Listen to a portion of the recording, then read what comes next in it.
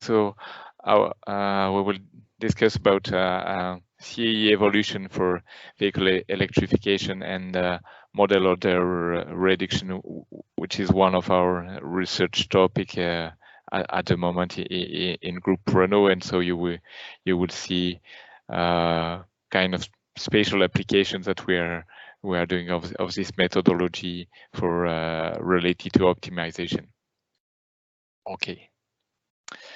Okay, so we will see first where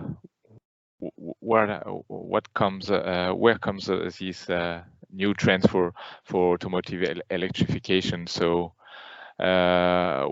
we have some mega trends today that drive the change in technology in automotive.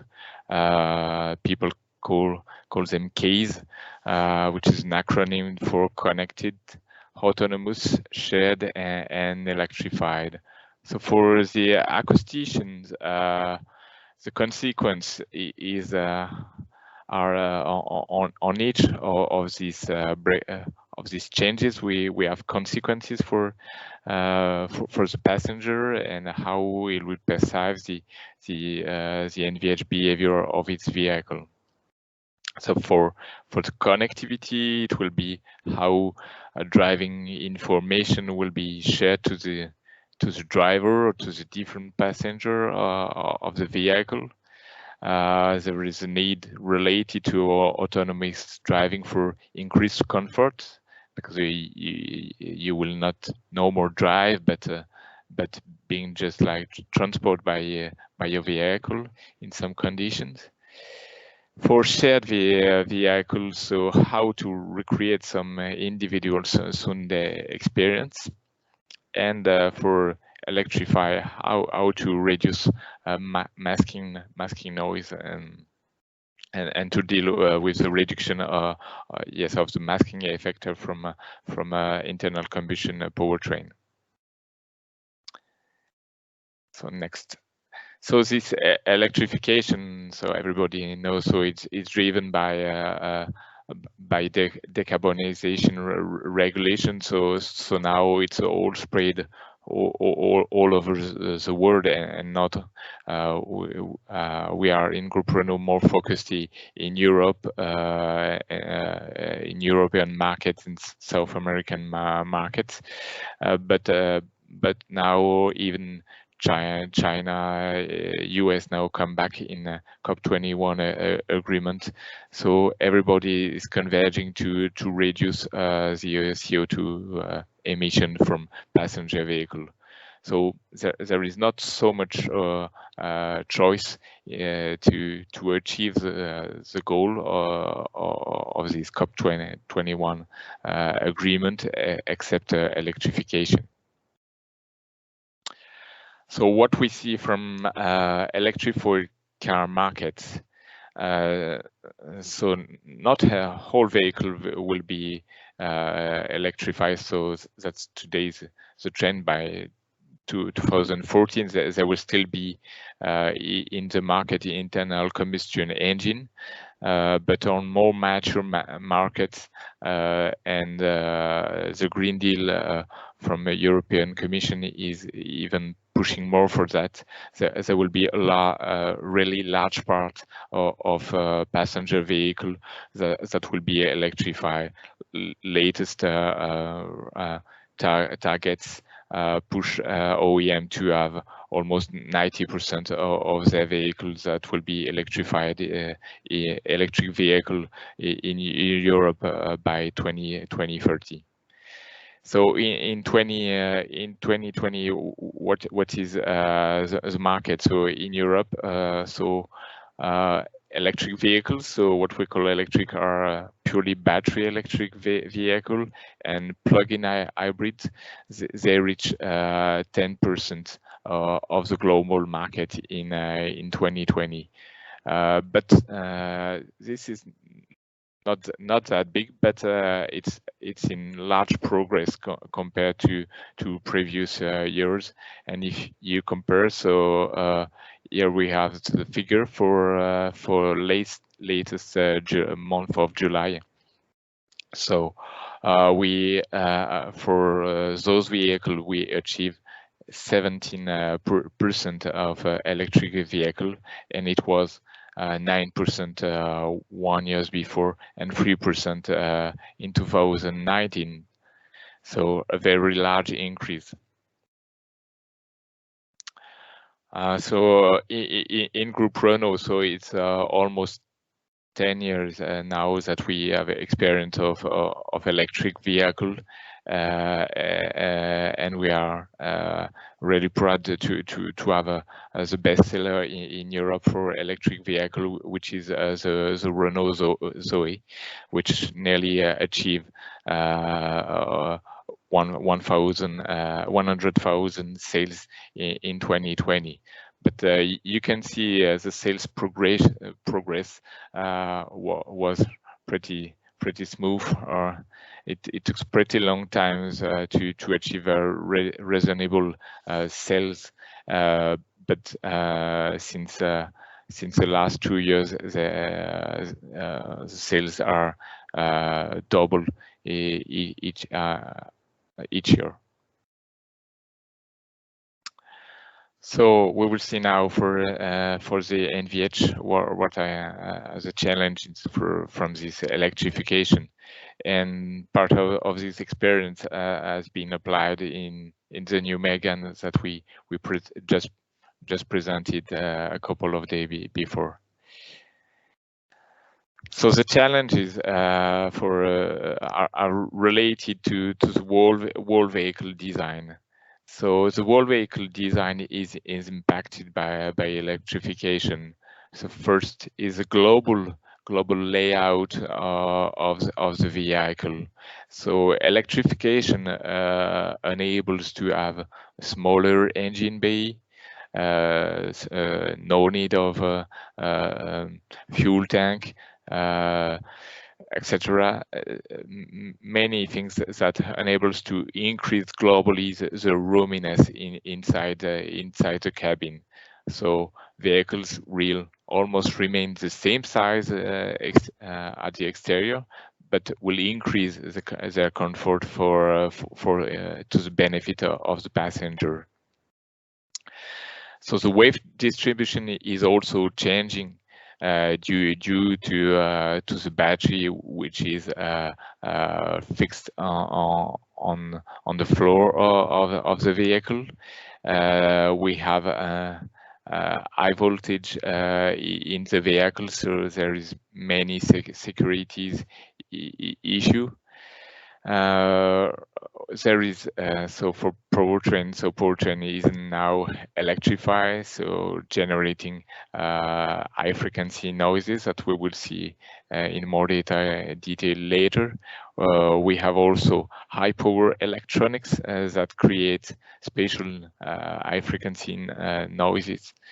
The battery system, which could be cooled in certain for certain type of vehicle, and also auxiliary systems like HVAC systems that are modify or the technology to for the air conditioning. Now we use a electrified AC compressor, as well as for brake booster with electric vacuum pump. So many new challenges for NVH engineer. From the global packaging of the vehicle, yes, it's really reshuffling all the standards that we have, and we could see that the front transversal, which was dominant in Europe for small car, is also is not the only standard, but we can see also different implementation of powertrain and battery system with rear-driven cars, or multi motors located on wheels, or multi motors centralized on the vehicle. So all these new challenges for automotive NVH engineer. So the electrical architecture create also spatial issue, making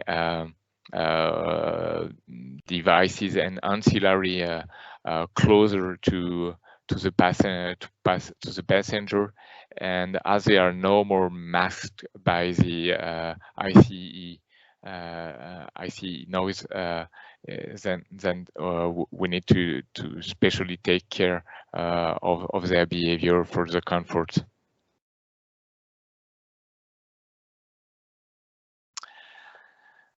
Next, so let's see what are the consequences globally on the NVH. So here you can see evaluation of vehicle at constant speed. So it comes from a paper, and you could see, so it was a vehicle with a IC version and electric version, and you could see that for these different speed, so noise behavior at constant speed, noise behavior is almost the same. So no effect of electrification when running at constant speed. But while while you are in a full acceleration condition, then you can see a very large difference in the behavior of your vehicle. So here it's total noise depending on speed, and here you can see the effect. Here you can see the effect for on the noise spectrum. So on the whole spectrum level of noise is reduced.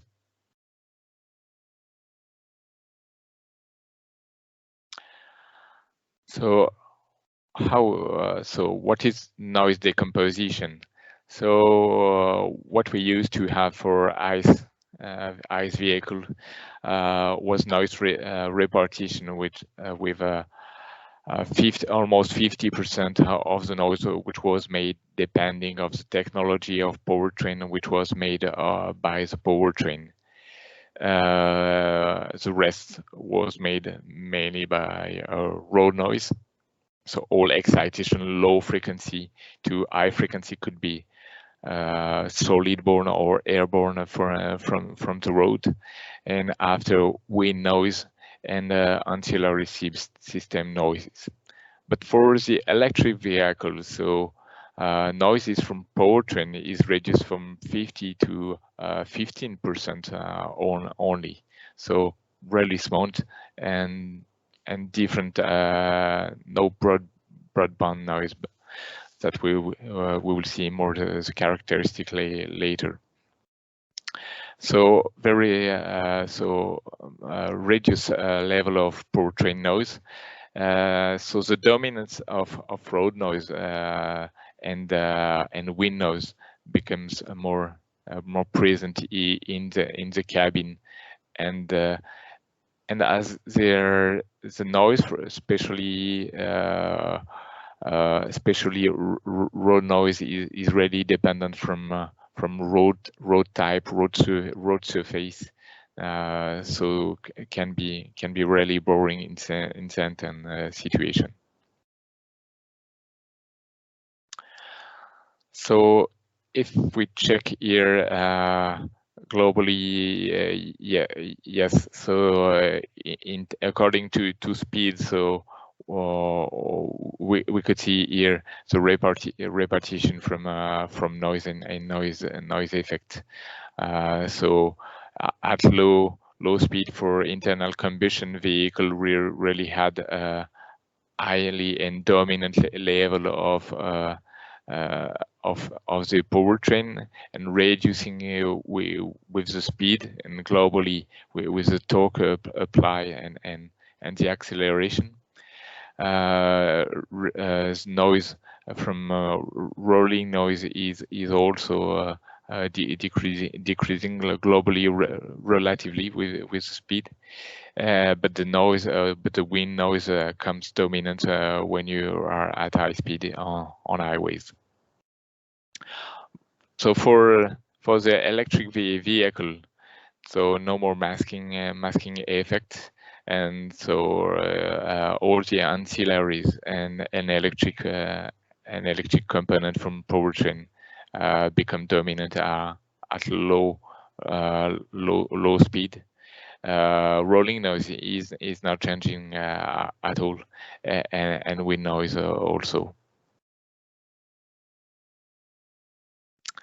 So if we check what we call a sonogram, so I don't know if you are familiar with this kind of graphic.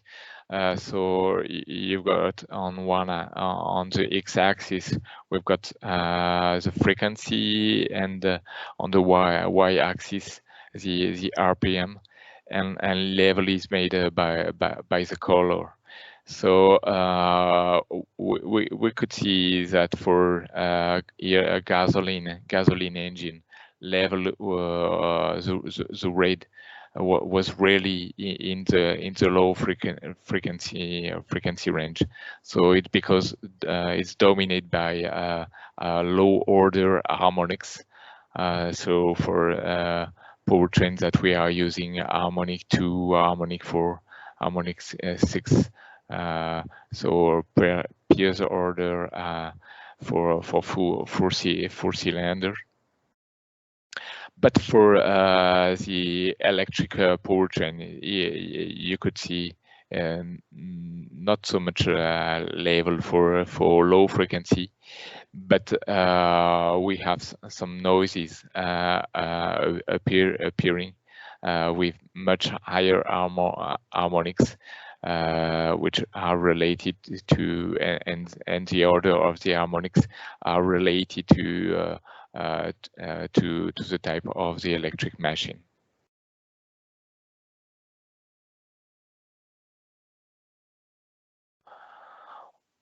Okay, so yes, so the noise and vibration of electric powertrain.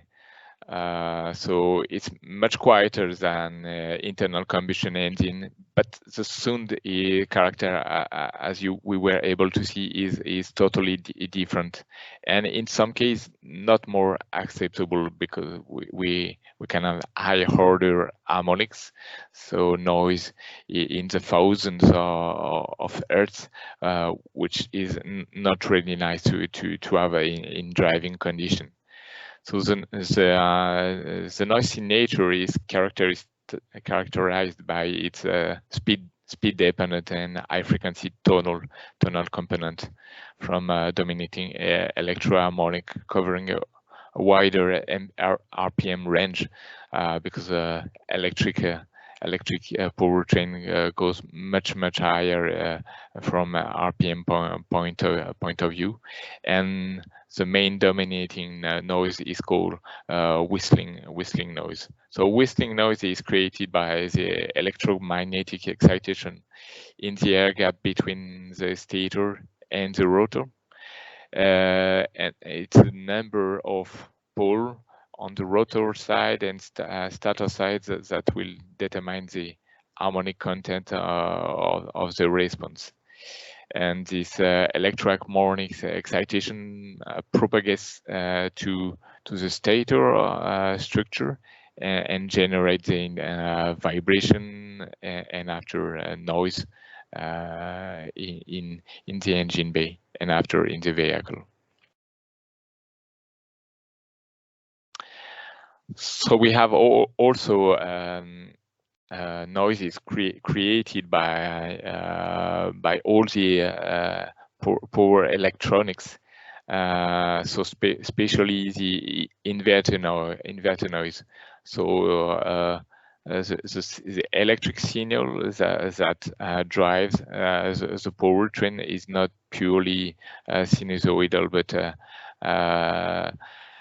so we use some DC to AC voltage conversion placed in the inverter, and so this creates what is called pulse width modulation. We can see some of this the effect on the signal on the electric signal. So this create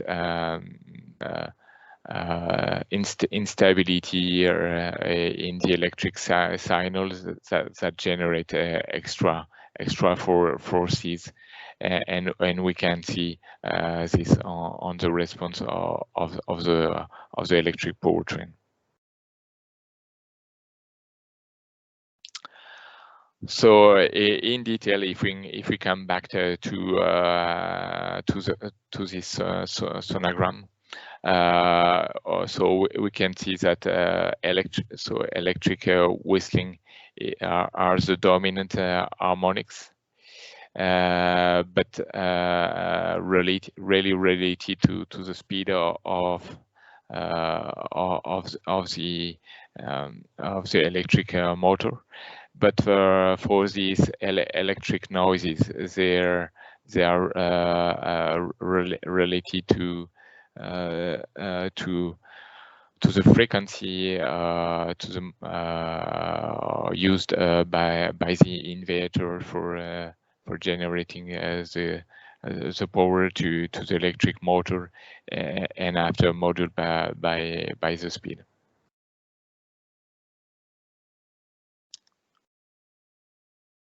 Okay, so other challenges for hybrid vehicle. So hybrid vehicle are much more complex from technology point of view. So they mix all the complexity of internal combustion engine, and also with electric vehicle, but they have non-intuitive behavior.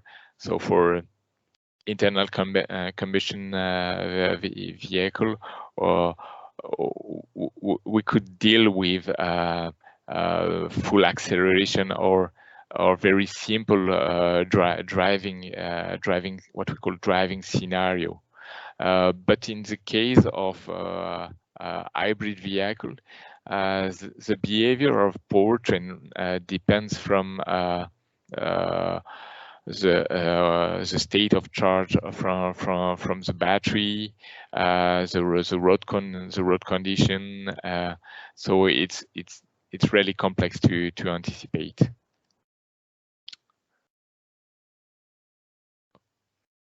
This video is not looks to work.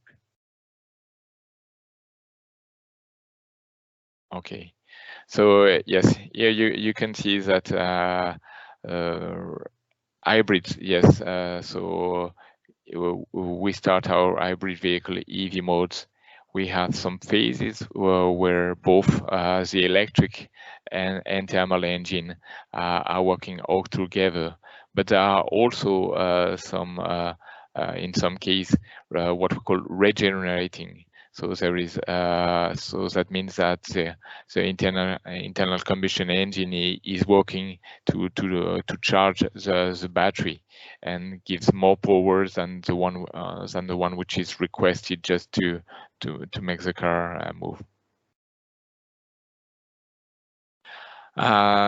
So all those scenario for in our Renault E-Tech technology, there is 15 different combination of electric and internal combustion engine modes. So it's difficult to say what is the right condition to design the NVH behavior of the vehicle. So if we search some extreme use cases from the NVH performance point of view, so we can have a pure heavy or low engine RPM driving mode at constant speed. But for the same speed, if the battery is low, we could have the powertrain which will run in its internal combustion engine mode, but at very high RPM. So difficult to know what is the right condition to design the vehicle. So that's why we need much more realistic methodology to address and define this this spatial condition. So to summarize, electric vehicle, so battery electric vehicle and plug-in hybrid in electric conditions stand out due to lowered improved NVH behaviors. The noise of the electric propulsion is much lower, which results to noticeable improvement of the NVH comfort. But the noise and vibration from the road, which occurs at all vehicle speed, remain unchanged. That's really important to understand. As well for wind noise, which usually dominates over 100 kilometers. It's independent from the propulsion system. So there is also some specific issues. So sound quality could decrease due to much higher whining, whistling, e-powertrain noise, and sometimes no feedback from the powertrain regarding the driver inputs. So that's why most of OEM are adding additional noises to get feedback to the driver in EVs.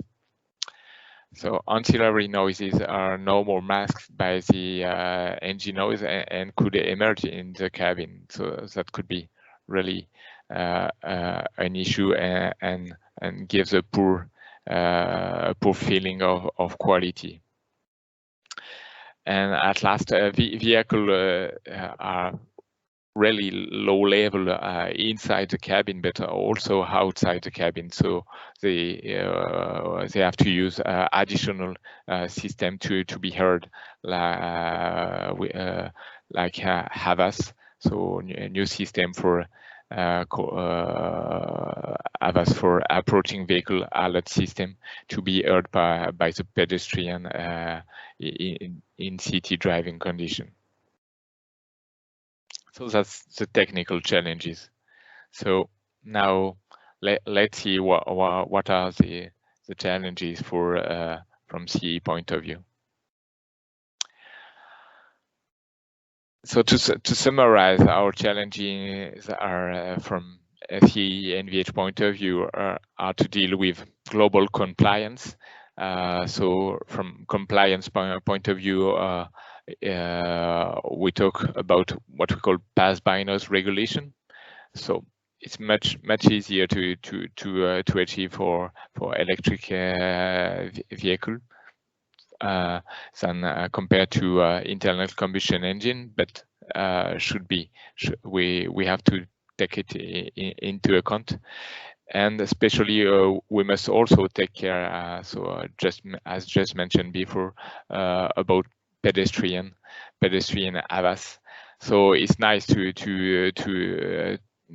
have this system for the pedestrian, but it should be heard outside of the vehicle, but not inside.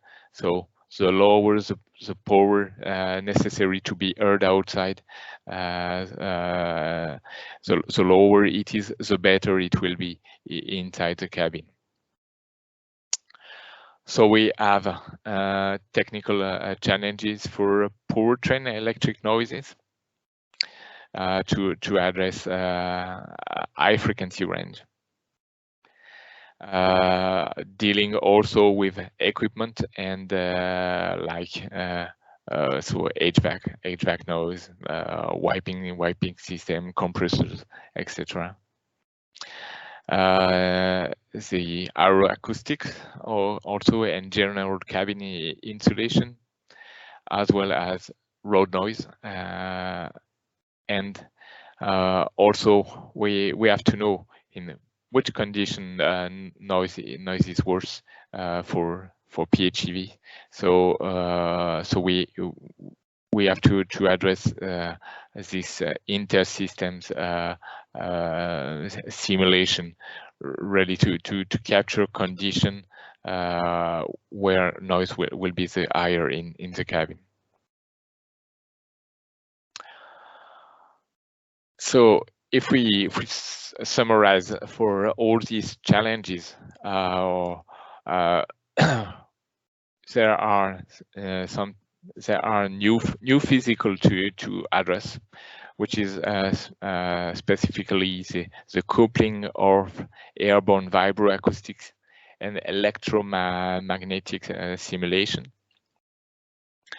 And for other simulation, we have to extend the frequency range of our calculation to deal with the absence of masking noise from the internal combustion engine. So that's what we can see here. So for electric powertrain calculation, up to 10,000 Hertz, up to 5,000 Hertz for ancillaries, up to 800 Hertz for road noises, which in this frequency range is no more dominated only by solid structure borne, but also we have an important part of airborne. But for the aeroacoustics, yes, we were originally studying it for high frequency, but here the challenge is more to go lower in frequency, but taking into account globally the vehicle behavior and coupled with the excitation from the airflow. Okay. Yes. So to remind, so for challenges, physical scope extension, high frequency computation. So where to be able also to use what we call model synthesis, so to address the challenge of defining the right condition of the vehicle usage, and we will see after optimization techniques, so that we develop today.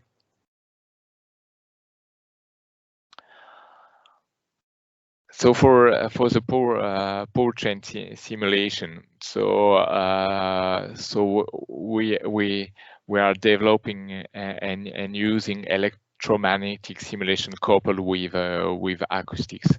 So on one side, we have electromagnetic simulation. So electromagnetic simulation is not calculated fully in 3D, but usually it's only necessary to calculate a portion in 2D of the electric motor. So a portion of the stator and the rotor is only necessary to calculate the electromagnetic stress. This electromagnetic stress is generated in the air gap between the stator and the rotor and applied to the stator pole. So it's this excitation that after they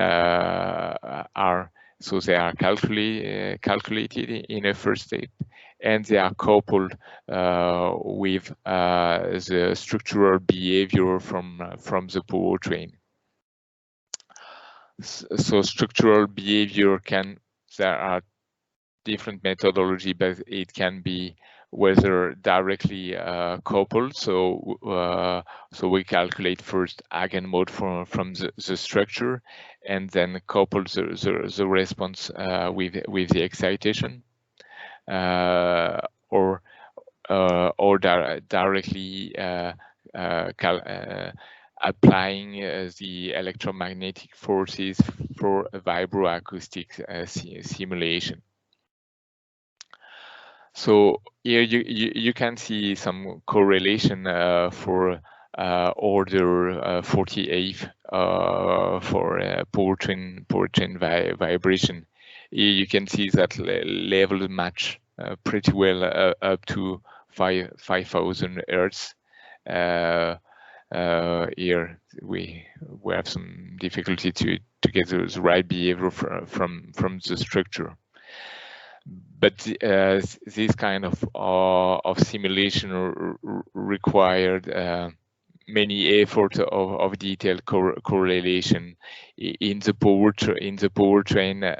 So in the technology that Renault is using, we have wired stator and wired rotor, and so the wiring is quite difficult to model to model. So we spent many studies trying to improve this global behavior. So those simulations are also evolving due to new technologies in electric powertrain.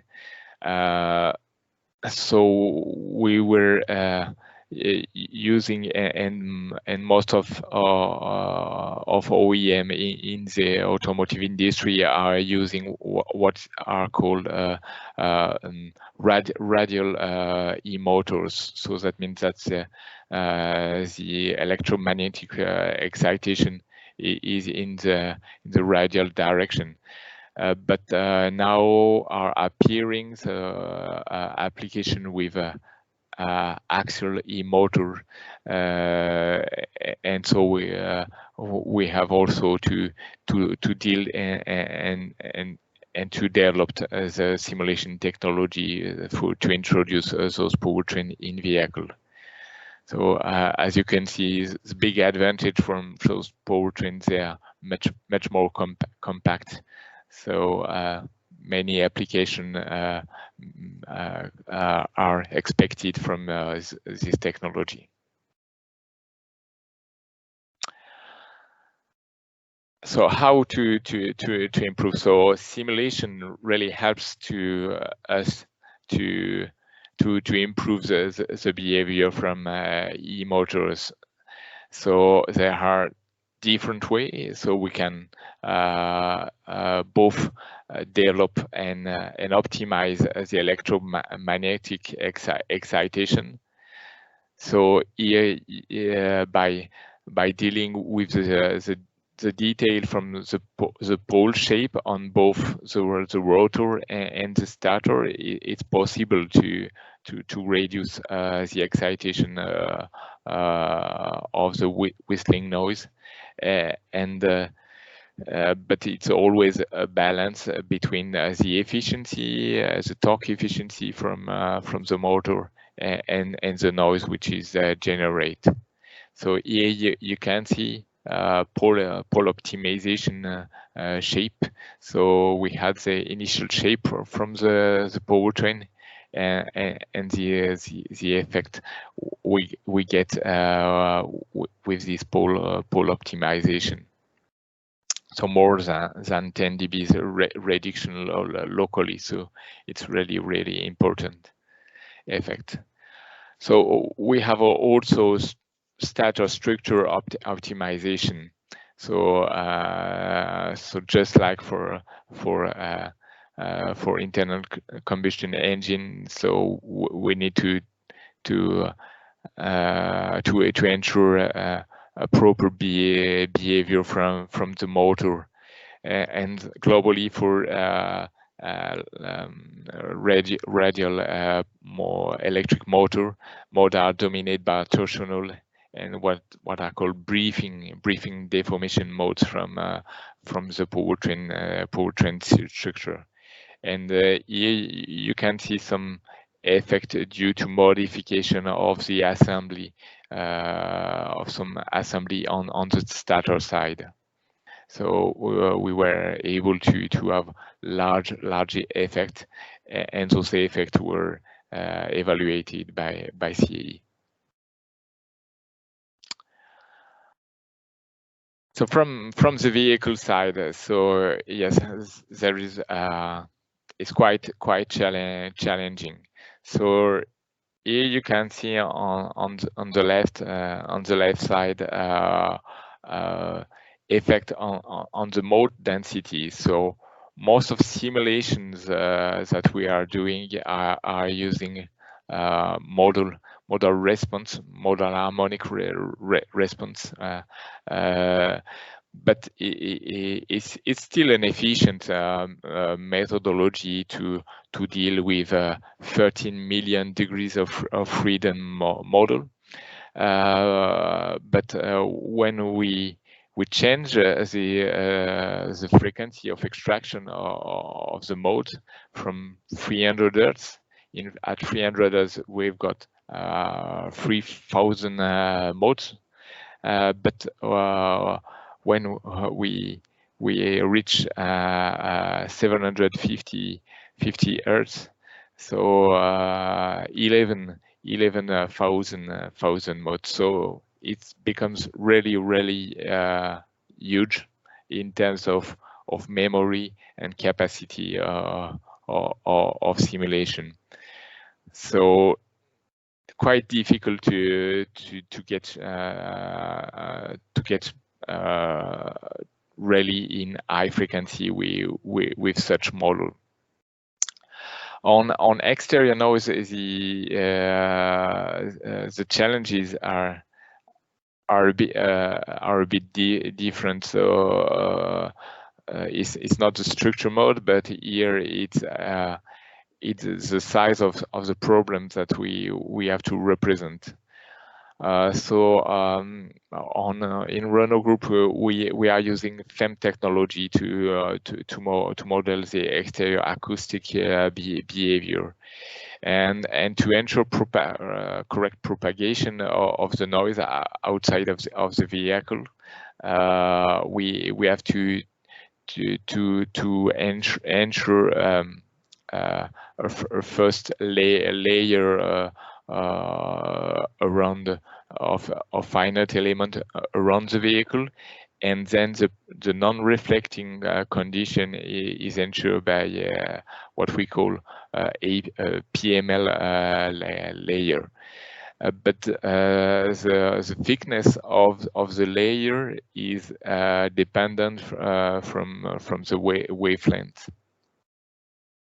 So for high frequency, so it's nice we can reduce it much closer to the vehicle, but the element size in the same time must be much thinner to ensure accurate representation within this layer.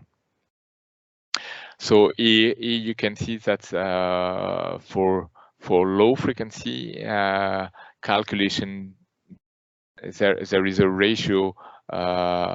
The ratio can evaluate from 1 to 1,000 between low frequency calculation to high frequency calculation, and the reason is exactly the size of this layer. So for this kind of calculation, we use direct calculation, so that means calculation is made at each frequency step. So the higher the latest frequency in the range of 5,000, 6,000 are really the ones that cost the most from a computational effort point of view. So how can we reduce these efforts, and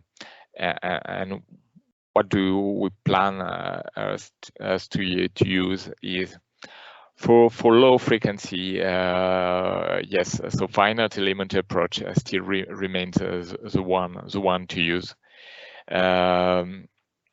but need to be enriched by porous element materials. So model directly in the finite element model. So this approach is quite nice for mid-frequency, but the overall runtime of this calculation is more than 10 times higher than the one of the low frequency calculation. So for low frequency calculation, we have calculations that runs less than 1 hour. But for mid-frequency calculation, it's overnight, so more than 8 to 10 hours. So difficult to increase again the frequency range that we could cover with such a model. So that's why we think that best is to switch to different approach, like virtual ACA. So what is a statistical energy acoustic general equation? So the global system is divided into subsystem.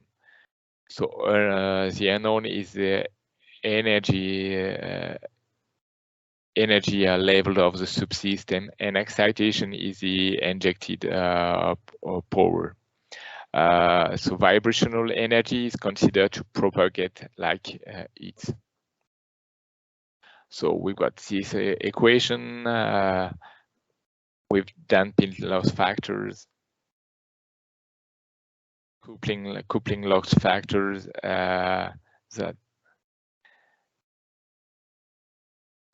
we are searching for the global power balance between the subsystem. So that's the theory. Okay, so the advantage of this methodology is to reduce drastically the number of degree of freedom of the whole system. It's well conditioned, so symmetric, depending on the formulation, diagonal mainly, and can be sparse. And it's affordable solution, especially when we go to higher frequency. But the requirement to use such a methodology is to ensure sufficient model density, and so it's always sufficient. What does it mean? So it's not clearly. It really clearly depends of the system we are dealing with. We need homogeneous vibration energy distribution in the subsystem. So also being located in the frequency range where the order of the mode from the subsystem are sufficient, and we need to ensure we coupling of the subsystem. So it's not a condition which can be achieved clearly in low frequency. So how practically, how can we assemble it? So there are different phases in the calculation. Calculation from subsystem results. So to feed the ACA model, we need to feed it with the behavior from subsystems, subsystem modes, stiffness and mass matrix file, mesh file. So the model is assembled, and the excitation is assembled and use this power injection method for to globally predict the world behaviors, and excitation can be applied to the ACA model. So you can see some validation we've done. It's quite at low frequency, and we were it was at the beginning of the development of this methodology with our partner. and so we validate for the result between standard model frequency response approach and in this virtual SEA approach, and it works pretty well. So also another approach for us to reduce the size of system in our calculation phase is to reduce the behavior to reduce a system to frequency response function. So it's methodology which comes mainly from testing and so it's possible based on results that this approach enabled us to mix a result from both CAE but on much smaller system and result from test or component measurement, component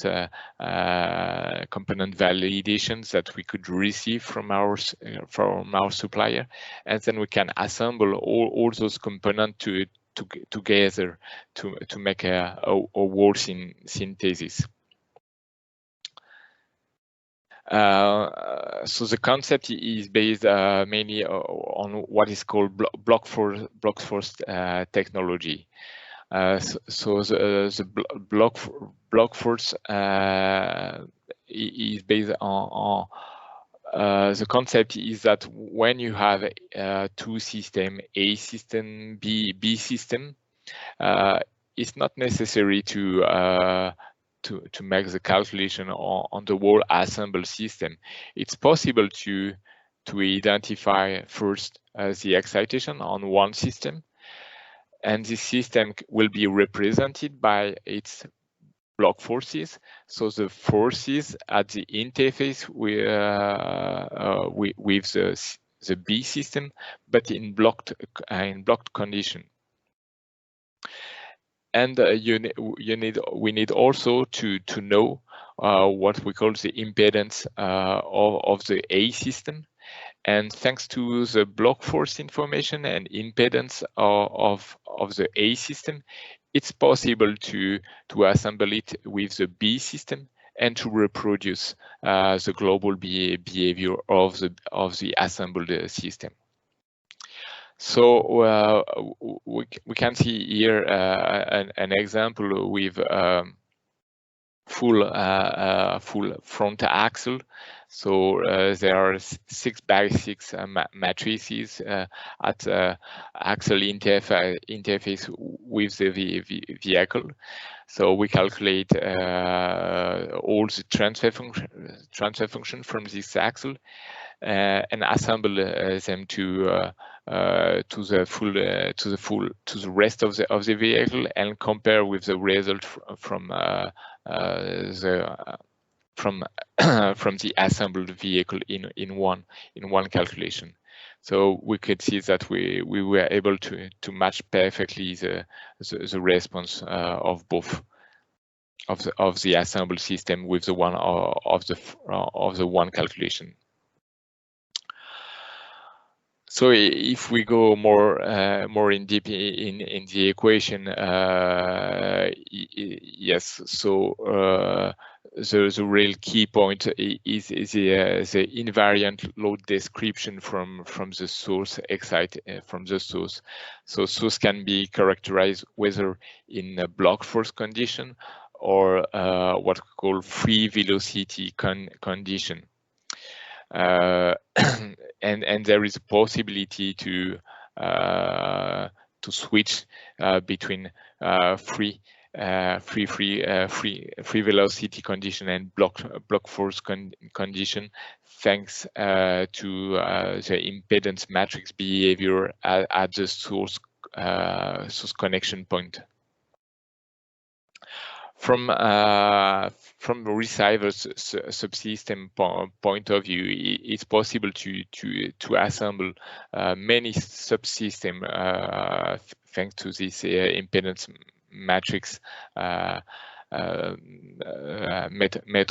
methodology. And so here we could see that finally the final response can be synthesized by thanks to the combination of the behavior of the different components. So for the application to the full vehicle to reduce globally the behavior, so we can split the vehicle in different subsystems, considering both structure-borne and airborne effect. So especially for structure-borne, we have to consider this the effect of strong coupling, which is supported by the block force methodology. And this enables us to make very quick calculation and to access to real driving from the model. So because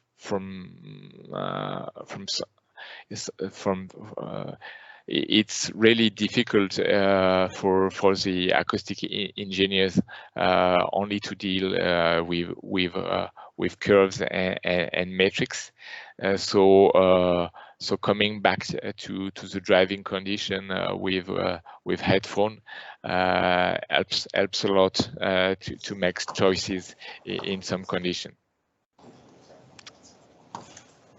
Okay. So here you can see an example of the connection we are developing. So on one side we have NVH model that couple road noise, powertrain behavior, or wind noise behavior, and we couple this NVH model with what we call vehicle performance model. So this is the vehicle performance model that will give the information of the speed of the vehicle, the engine, the powertrain, RPM condition, torque condition, which are applied, and we couple it all together to make to have human in the loop simulation.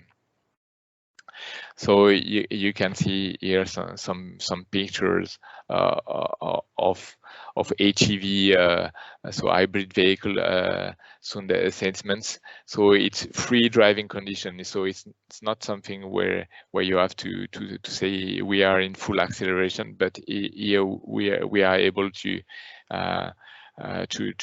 address any kind of condition driving on a real road. So it's a very nice tool that support our activity today. So next, let's discuss a bit about model order reduction. So all the technical developed for so for artificial intelligence, we can use them for our benefits to support NVH development. So what we have developed in Renault is a model order reduction methodology. So it's called Recur, and it's used to increase the speed of our optimization phase during project development. So we initially started especially for Crashy. So to explain, during the development phase, we have what we call initialization. So it's when the part designer are at some milestones, they froze the design of the vehicle.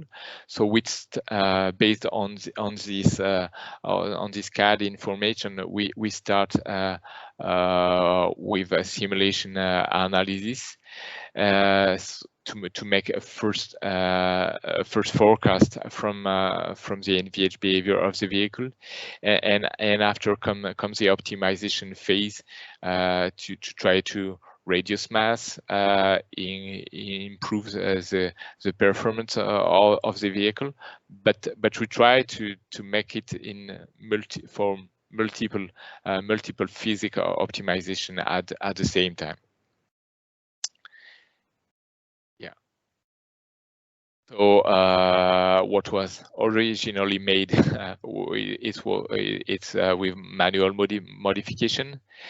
But we already developed some optimization method based on the DOE, and so to accelerate the process, we are developing what we call model order reduction based optimization.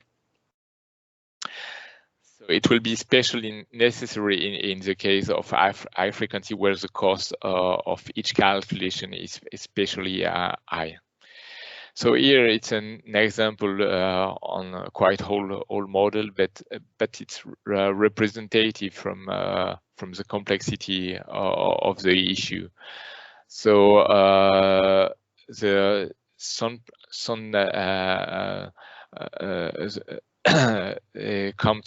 noise in the cabin come from engine excitation, which are transferred solid bore way to the structure, and then we capture the noise level in the cabin. But the difficulty when we is usually we have a large number of parameters that we want to optimize. It will be thickness of the vehicle body parts. It could be material behavior of trim parts. It can be the shape, part shape, topology of the panel, and we can also deal with the connection, spot weld glue, or any assembly that we use for the assembly of the structure parts. So the method that we developed is there to replace our standard design of experiment methodology, which requires a large number of simulation. But we use only a few of the data generated during the simulation. So the recure method requires a few simulation, but exploring a large amount of data in each simulation. So the concept is to get data collection from initial simulation, then data are decomposed, and we build a regression matrix X and response vector Y, and using this regression is then made with a machine learning process using a random forest algorithm. So here you can see the example on a vehicle at low frequency, where we try to optimize sound pressure level.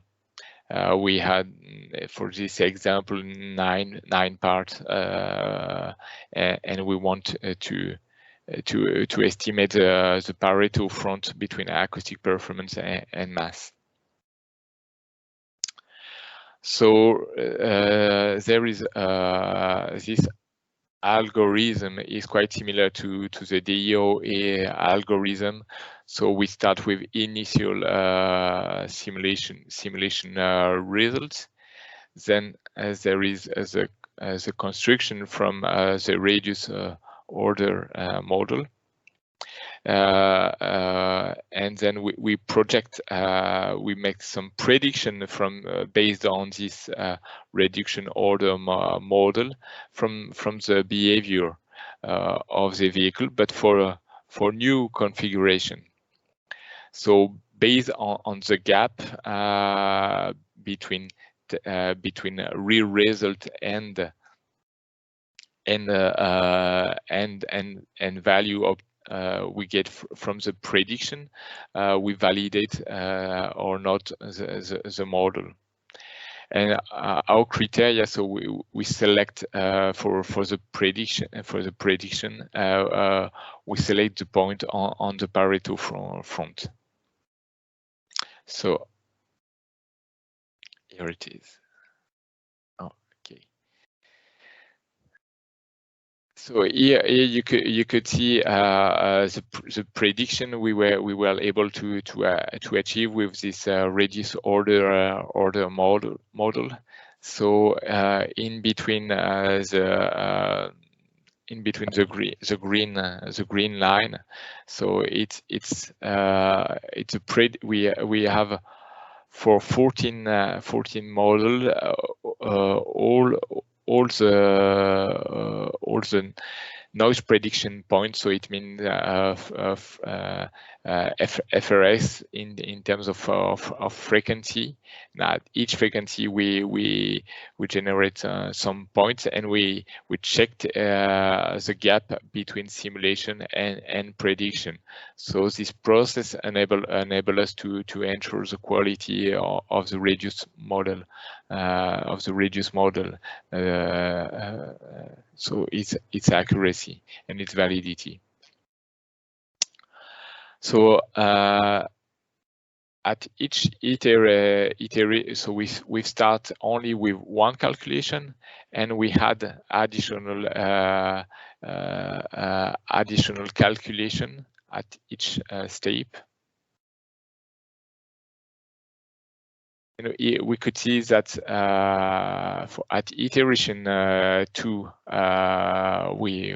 the Pareto front is moving, and the Pareto and the Pareto prediction is quite close to the real value. Then we select. And we were able, only a few iteration to generate the Pareto front.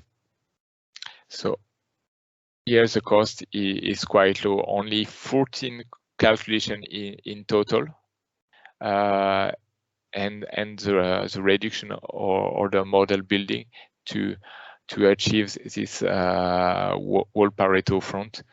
To have make it with direct calculation, it would have cost hundreds of calculation.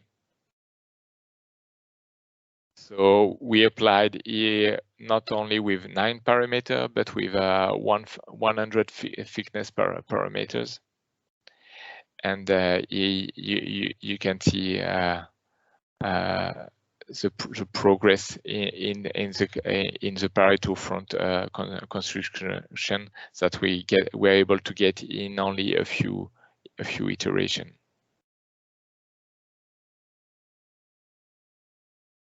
The cost is totally 21 simulation to generate the final Pareto front. So very efficient compared to standard method. Okay, and here you can see the kind of prediction that as a statistical model is able to do.